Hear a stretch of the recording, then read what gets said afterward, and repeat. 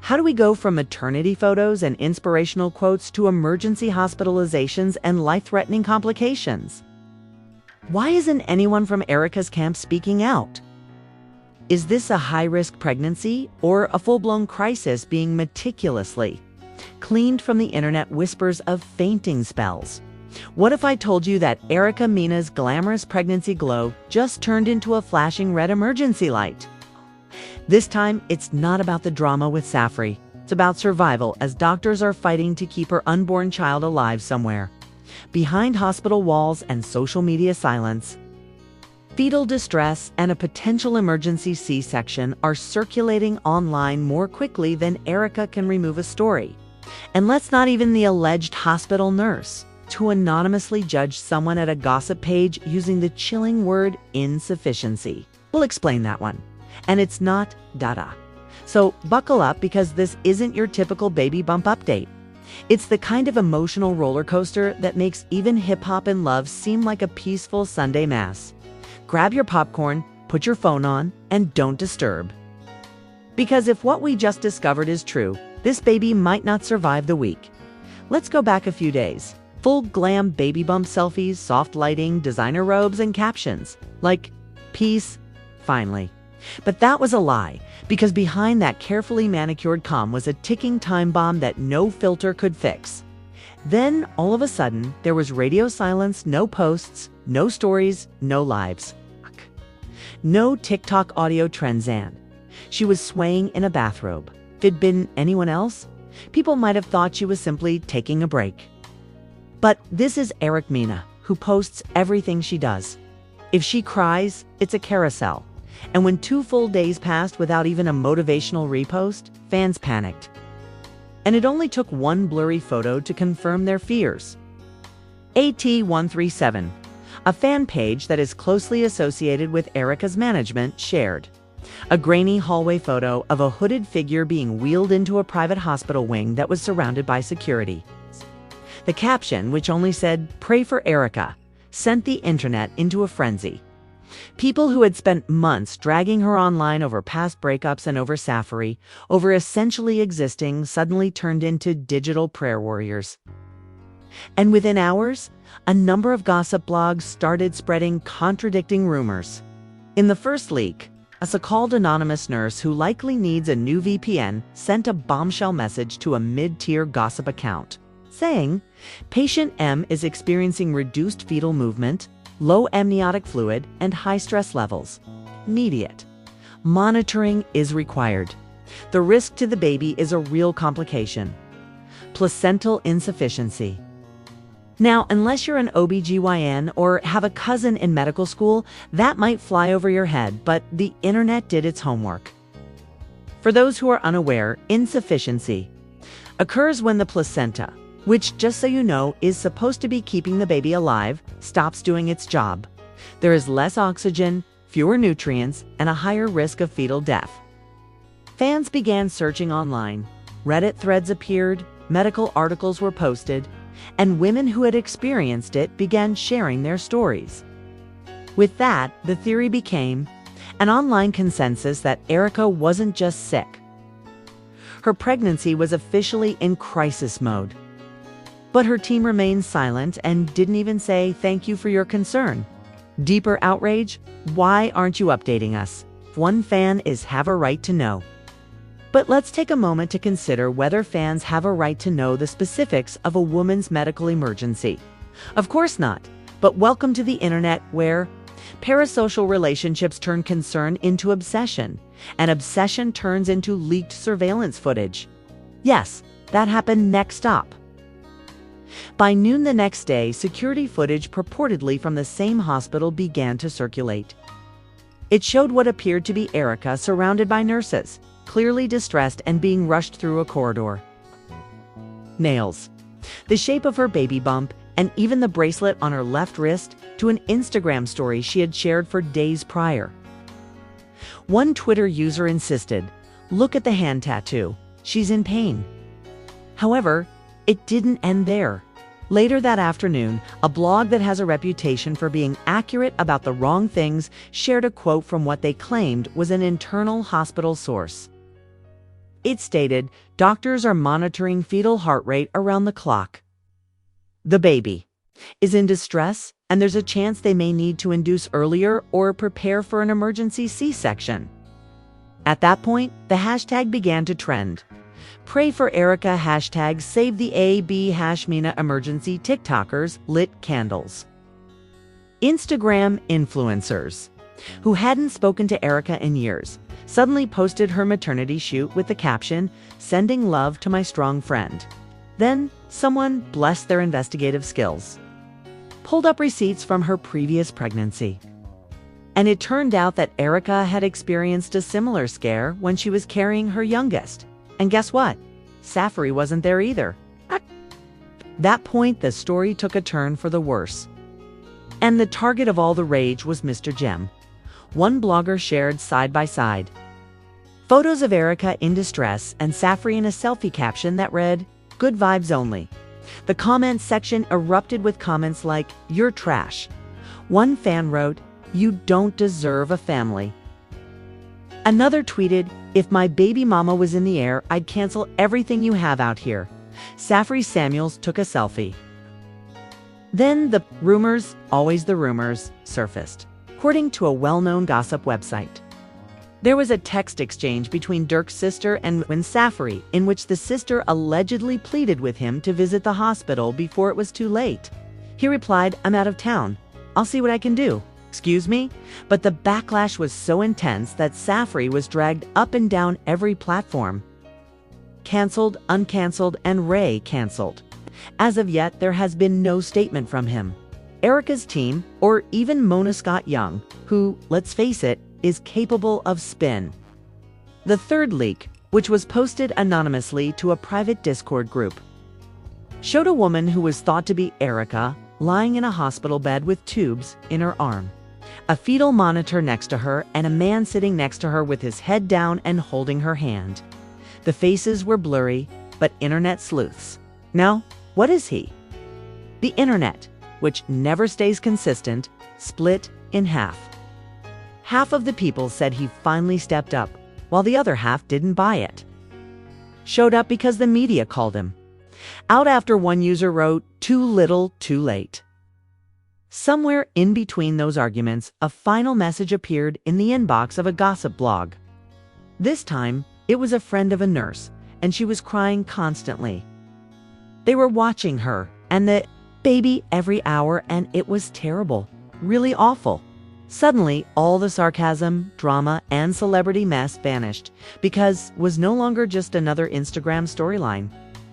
It was a battle for both lives, and the battle for both was taking place in real time behind hospital doors that no blog could access. As the internet held its breath and comments shifted from gossip to prayer circles, the next phase of the crisis began. According to an insider familiar with the situation, things inside the hospital were moving quickly and not in a way.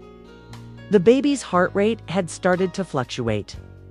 Doctors were reportedly paging specialists left and right, monitoring vitals around the clock and getting ready for what was being described behind closed doors as a possible emergency extraction.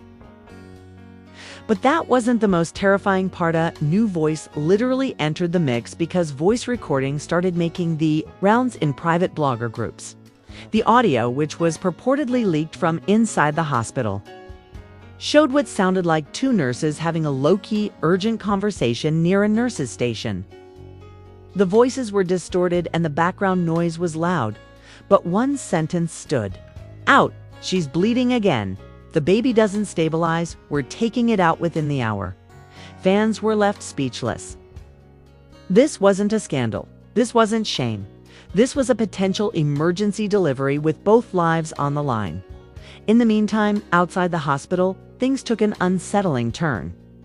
A small crowd had gathered, not paparazzi or the press, just fans and supporters, mostly women, some holding candles, some holding signs that said, "Stay strong, Erica," and came. Some just standing silently, unsure of what else to do. Reaction videos with headlines like "Erica's baby in critical condition." Leaked audio confirms worst fears, Twitter threads speculated timelines, and some even tried syncing the audio with known hospital protocols to guess what stage of labor Erica was in. Yes, Safari was there now, but his arrival didn't go as planned. According to witnesses, when he first arrived at the hospital, Erica's sister confronted him in the waiting area, saying, "You don't get to play the hero now. You weren't there when she needed you. You don't show up for the photo op." Who was visibly shaken, reportedly replied, "I didn't know it was this bad." Security had been increased. Staff were told not to speak to the media. And Erica was moved to a private floor under strict supervision. As the internet debated whether or not Safari deserved forgiveness, the sister snapped, "Because you never listen." Security had to intervene, not to break up a fight, but to calm the emotional volcano erupting in the middle of a hospital hallway. Around 11 p.m., Erica was getting ready to enter the most dangerous moment of her pregnancy to date: emergency surgery. A post appeared in her private fan group, claiming to have spoken to someone in the family and writing, "She's being prepped for surgery. They can't wait any longer. It's taking place." In less than 20 minutes, prayer rooms were launched, lives were started, and one influencer, wiping away tears, said, "This could be any of us. She's not just a celebrity anymore. She's a mother, fighting for her child." The post was screenshotted and quickly shared on Instagram, Facebook, Twitter, and even TikTok. The anesthesiologist adjusted Erica's breathing tube. Monitors beeped, doctors huddled. And the operating room, Oban gave the team one more okay before moving the baby, who was not yet positioned. That made the surgery riskier, but there was no way to wait any longer. Scalpel made the first incision, and the room fell into a hyperfocused silence that only occurs when life and death are inches apart.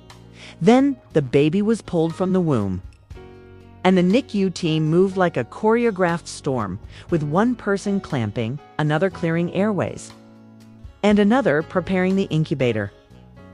Then seconds passed like years, and then there was a soft, shaky, almost imperceptible cry that was barely audible, but it was enough that we had something. When the newborn was brought out of the operating room and into intensive care, Erica's vitals began to plummet. One monitor blared, then another. Flatlined for a moment before catching, "She's hemorrhaging." 3 or maybe 4 seconds? A backup team was called in. The surgical team doubled down to stabilize Erica, while another team was already hurrying her baby into the neonatal unit, and somewhere in the waiting area, someone yelled, and the doctor turned instantly to get blood. It was clinical chaos that was controlled, but chaos nonetheless. Bags of plasma were ordered. According to a staff member who happened to go by Safari, the man the internet loved to hate was sitting on a bench with his head in, his hands absolutely broken. He hadn't said anything for 20 minutes and was only saying, "Please, don't like this. Not her, not the baby." As fans gathered outside, there was no shouting or drama, just actual people waiting for a stranger. They felt a connection to while Erica's mother clutched a rosary so tightly that her fingers turned red. She kept whispering prayers to herself and turning to face the door whenever footsteps echoed down the hall. The news hit like a wave, and the hashtags returned, this time with the hope that Eric is a strong #MiracleBaby hashtag. Thank you, doctors. But the journey was far from over. Doctors estimated that the baby was born between 28 and 30 weeks gestation, which meant a long NICU stay, risks of underdeveloped lungs, a weak immune response, and possibly surgeries. Finally, a doctor walked stable. He said, "We stopped the bleeding," but it was close. As soon as things started to feel stable again, a new firestorm erupted online, and a screenshot of a hospital report started making the rounds. The document, which was leaked, naturally claimed that Erica had been hospitalized 2 months prior for a similar complication, but it was kept secret to protect her public image. If was true, it meant that this wasn't just an emergency. It was a crisis that had been building for a long time. Erica's manager swiftly responded with a statement, threatening legal action for the leak, which is a blatant violation of privacy. The next chapter of the storm was already approaching when Erica opened her eyes slowly. The sterile ceiling above her spinning ever so slightly, and the machines beeping rhythmically around her, tubes trailing from her arms. She had not even seen her baby yet, and she was not ready to speak, not to the media, not to Safri, and not to anyone else, because the emotional wounds were still bleeding. 2 hospital employees were suspended. An internal investigation was started. And Erica remained silent while recovering in a private room with only her closest family and medical staff. Beside the bed, a gentle monitor gleamed, and she didn't inquire, "Where am I?" or "What took place? Is my baby okay?" It was, "He's alive. He's in the NICU. He's tiny, but he's fighting," said a nurse next to her, resting a gentle hand on her arm. And just like that, Erica's eyes welled up. She didn't scream, panic, or start one of her famous monologues. Instead, she just cried the quiet, exhausted kind of crying that only a woman who had been on the verge of losing everything can understand. But relief that was fleeting. Doctors. The doctor said, "We're not out of the woods yet." Meanwhile, Safori was still encamped out at the hospital, but Erica hadn't asked to see him. In fact, when her sister told her that he had shown up after the backlash, Erica reportedly replied, "Of course he did." The doctor explained the situation in hushed, careful tones, saying that the baby had survived but was dangerously premature on oxygen support and his lungs were underdeveloped. She claimed to be courteous but aloof and helpful but quiet when asked if she wanted visitors, when asked if she wanted anyone to come over. Erica said she didn't want anyone, not even family. She needed time to process everything because it wasn't just the physical trauma. It was also emotional betrayal, social humiliation, and the psychological toll of almost dying. Meanwhile, the internet was analyzing her pregnancy like it was a trending topic.